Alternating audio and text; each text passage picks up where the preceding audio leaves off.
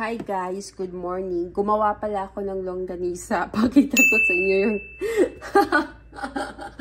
papakita ko sa inyo yung ginawa kong longganisa. Guys, ito yung tamang longganisa. Ito yung tamang longganisa, guys. Yan. Dapat ganito kalaki yung at kahaba yung longganisa nyo. Kasi pag gagawa kayo ng longganisa at saka yung ganyan kaikli, hindi longganisa tawag doon.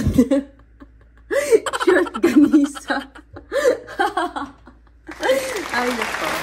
Hindi. Talagang, tinamad lang talaga akong magbalot. So, ganito yung longganisa ko, guys. And, ayan, lulutuin na natin yung longganisa. Lutuin na natin yung longganisa ko, guys. Okay? So, ayan, guys. Nakat ko na yung aking longganisa. Ayan, okay. Ganyan lang yan, guys. Para-paraan lang yan. Diba? Favorite kasi ito ng anak ko. Tsaka, diba, pag bibili ka sa market, sobrang mahal. And then, ilang piraso lang.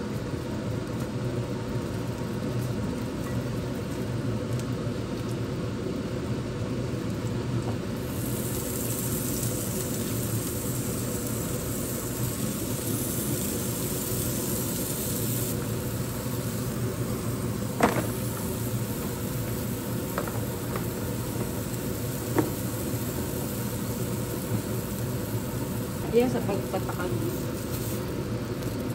Ulit pa niyang mag-defrost. Yan. Mamaya. Sarap na yan.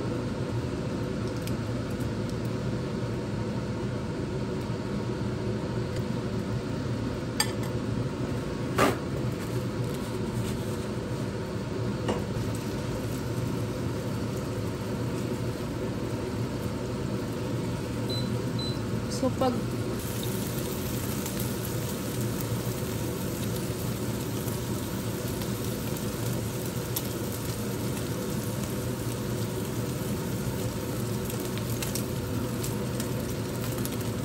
ayan na, guys, nang nalabasan na yung caramel niya.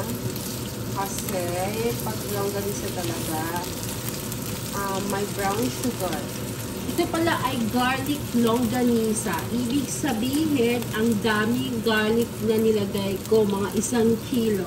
1 kilong karne and 1 kilong garlic. Sana all.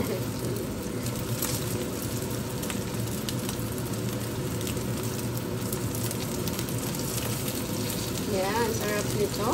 Yummy, yummy. Perfect. Uy, nakalimutan ko palang.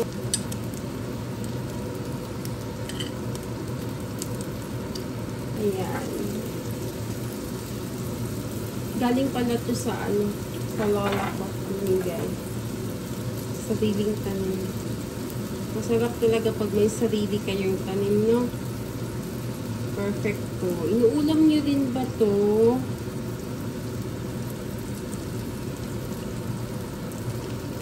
Binigyan din pala kami nito, oh. Yummy! So, ayan. Luto na ang ating homemade longganisa.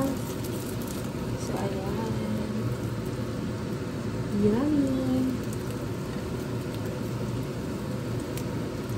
Luto ko na lang yung itlog dito. Perfect! Perfect na to for me. Kala kayong guys.